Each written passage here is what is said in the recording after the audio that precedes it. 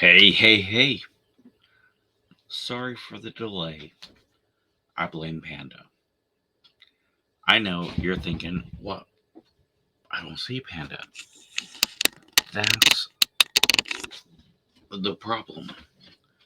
Panda's been on vacation, just blah blah blah. Anyways, point of this video is Guardians of the Galaxy 2, Volume 3. Now, this is a spoiler review. So, I'm going to discuss specific things from the plot and my personal feelings about those. So, if you haven't watched the movie, and it's been out for, I don't know, 7 or 8 years, shit came out back in 2022 or 2023. So I don't know, 7, 8 years ago. Spoiler review. If you haven't seen it, bounce or don't bitch about spoilers. So let's start with Rotten Tomatoes. You say tomato, I say tomato, you say potato, I say fuck you. Why the hell were you calling cops on me? I was just trying to take a piss outside and you... Not the point. Anyways, critics gave it 81%. And audience gave it 94% on Rotten RottenPumpkin.org. Now, I watched the movie, and gotta say, in my humble opinion, I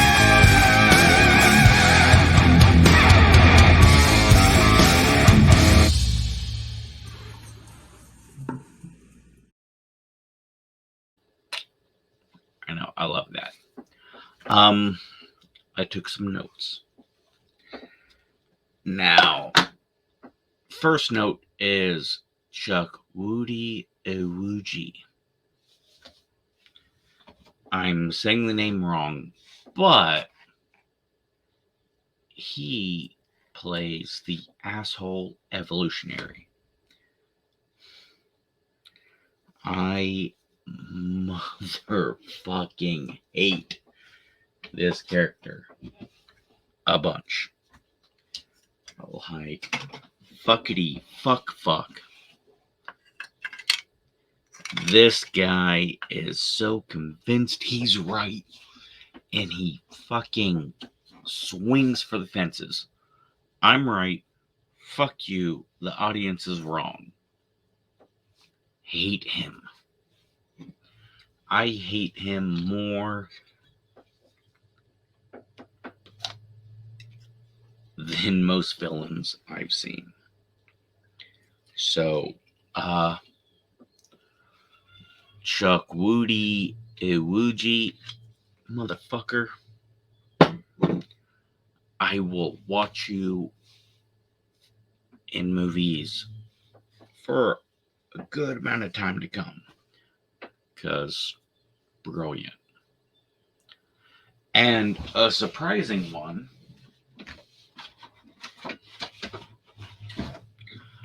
Maria Bakalova, who is not an adult film actress with a very similar name, although she's fantastic. She does the voice of Cosmo the space dog. And I know,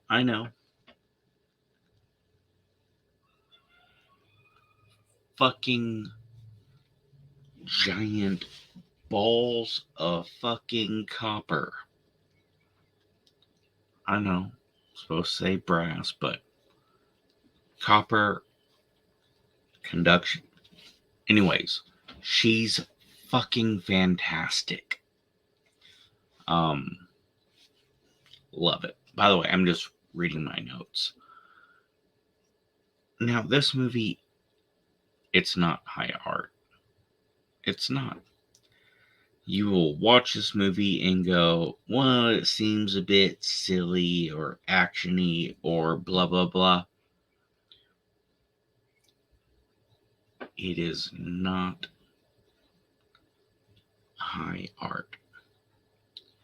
Now, if you want to watch fucking brilliant filmmaking, Maggie, Marcy, Mary, Elizabeth Olsen,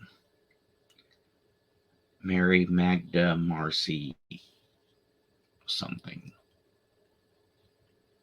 That is high art. That is brilliant. The acting is perfect. The plot is vague. It's high art. And that appeals to very fucking few.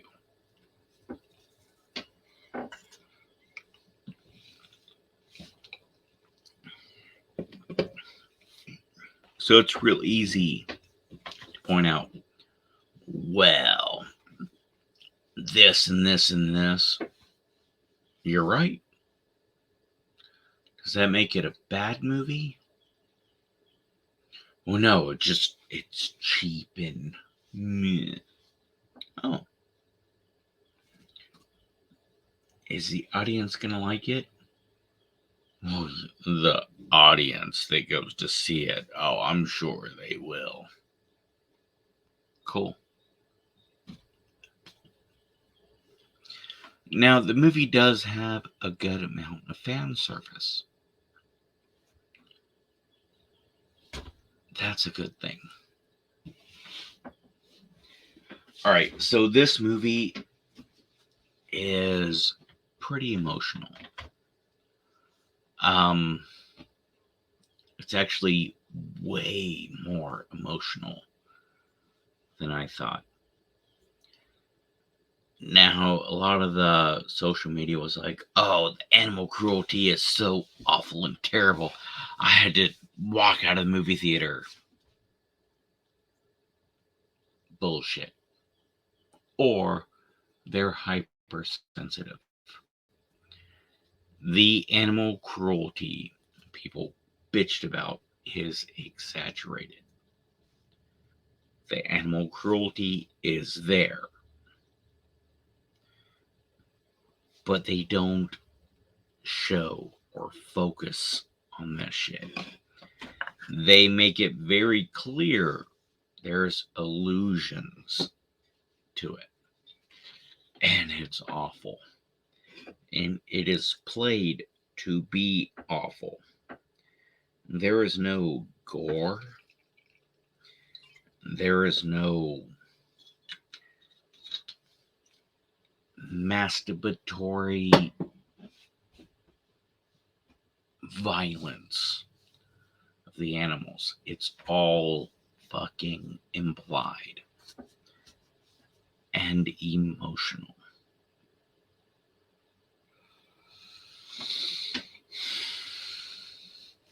There is a part where Nebula says, so they're showing some of the awful things that happened to Rocket Raccoon. By the way, one of my favorite Beatles songs. In case people didn't notice that it's a song. And they show 3 to 12 seconds of and cut away and show each person's face. And Nebula Karen Gillian, she's like, that's worse than anything my father did to me. Her father being Thanos. So yes, it's powerful, but it's not graphic. It's not. They exaggerate the animal cruelty. It's awful, but they do it in a way that you're not turned off and numb. It's, let's build up to this awful, terrible thing, and now see other people's reactions. So you get the emotional, but yeah.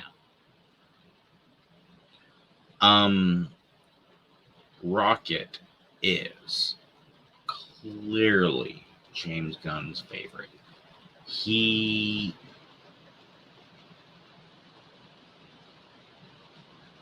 slightly accelerated the character arc of Rocket, but he balances that with flashbacks of why he, right?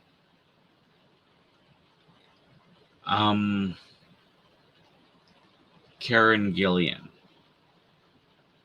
Now, she's amazing in everything she's ever done. Nebula is my personal favorite part of the movie. Even though it's supposed to be Rocket, no, Nebula,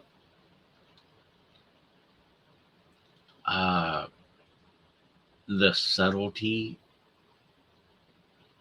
that she approaches these scenes of being compassionate but still being tough. Bitch nailed it.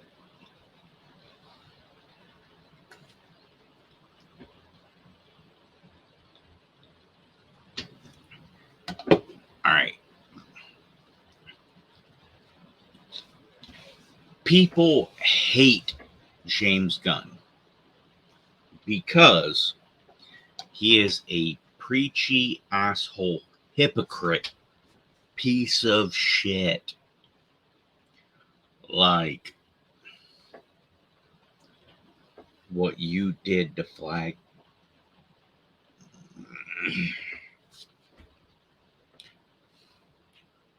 When you are making movies for the public and you make statements like, well, anyone that leans this way politically should not watch my movies and just kill themselves. Make a movie. Make a movie. We will watch it. Don't tell me what politics I need to have to watch a movie. These conservative filmmakers do the same shit. Oh, you want to say fuck you to the left? Come watch this movie. Yeah, I'm not worried about any of that. I just want to watch a movie. Call me the asshole. Both sides call me the asshole. Again and again and again. Keep it up. Maybe I'll care someday.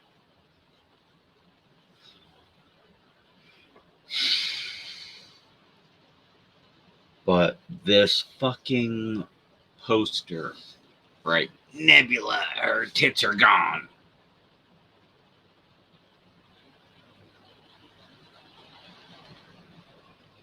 That was bullshit. All right, her tits look the same as they do in every movie. They did not delete her tits in the movie. Karen has small breasts, but they're there. And when you compare to previous movie posters, they exaggerate her tits. They make her 34Bs look like 32Cs. And then in this next movie, Volume 3, the posters, they did not. All they had to do was not fucking exaggerate. Just show them as they are. But they did go the opposite direction and make them smaller for the poster.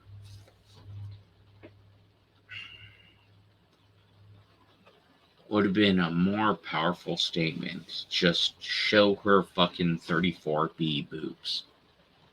Just saying. No, the movie doesn't. Also, the movie's not woke. Right? It's not. Now, James Gunn shits on our expectations over and over and over again. I expect this. He goes out of his way to fuck you. Nope. Not gonna give you what you think. And it works. In Suicide Squad, he's like, I'm gonna surprise you.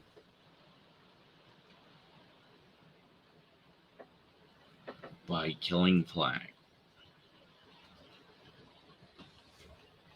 Also, let's fucking have a whole team. Spoiler. You kill Captain Boomerang. Right away. Fuck you. Captain Boomerang being there served no purpose to the story. You could have done that without Captain Boomerang. Also, killing Colonel Flag.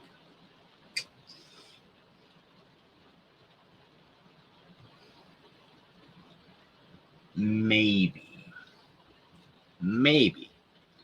we could have gotten behind it if you had not fucking randomly just went, ooh, let's call in Captain Boomerang to fucking be a charred corpse.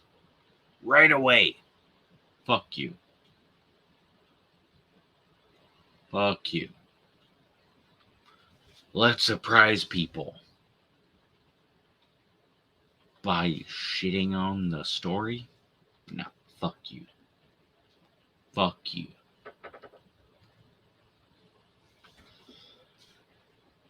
So, everybody was saying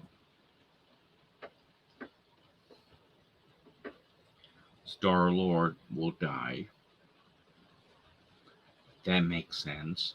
Probably won't do that. Now, Drax obviously gonna die. His whole fucking purpose was revenge for his lost family. He has to fucking die. Right? Now, Gamora. She dies, then he gets to go through the proper channels of grief and can finally be over her. Groot dying? No. Already did that. Rocket clearly should die because the whole point is high evolutionary. He dies to kill them while saving all these fucking people. And then he gets to fucking rock out with his cock out with Lila, his lady friend, and Teeths in Floor, as they shared in the trailer. Right? Victory for him. Good, happy ending. Yeah. So what did James Gunn do? No. Shit on our expectations. None of them died. None of them died. Although he actually pulled the shit off. So yeah, artistically, this movie's a 7 out of 10. Emotionally, fan service, man. All right, clearly, he made the movie to make him happy. Mm-mm. Each fucking character has a warm and fuzzy. So, Drax should have died. The story dictates death.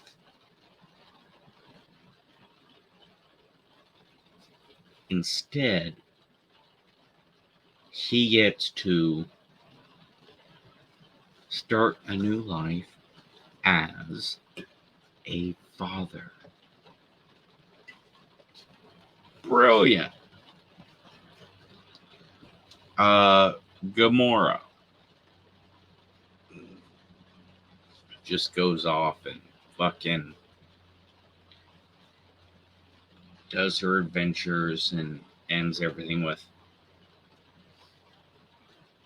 I'm not your Gamora, but I'm sure you guys had a good time. Nebula. I'm done doing missions. I'm gonna handle our collected refugees. I'm just gonna I'm gonna be the mayor, governor, mommy, whatever. Which fits because the whole movie she was showing more and more compassion and taking care of others.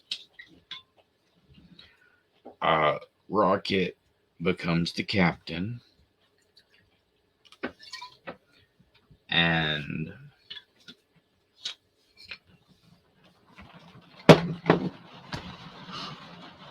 Peter, Star-Lord, goes off and does the one thing that annoyed the fucking shit out of all of us. He's gonna go see his grandfather. Finally, the motherfucker was like, Peter, step out. And then never saw him again. The guilt that motherfucker had. So yeah, all warm fuzzies. So I'm gonna wrap this up with